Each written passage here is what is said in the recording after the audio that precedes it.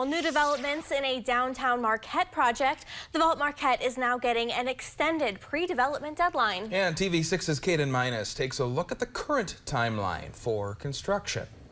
The pre-development period for the Vault Marquette project has been extended. The project is planning to turn the old savings bank and nearby property into a hotel and parking garage. The original pre-development deadline was the end of this year. After a unanimous vote from the Brownfield Redevelopment Authority today, the pre-development deadline for the project's parking garage has been moved to December 31st of 2025. We had an agreement to go through a long, detailed process to make sure that the design of the public parking deck fit the needs of the community. McClellan says the original plan was to redevelop the parking garage first. He says the plan has been changed after the project received a $4.6 million real estate development project grant from the Michigan Economic Development Corporation earlier this month. We had a concept to go through all of that design process in the first phase.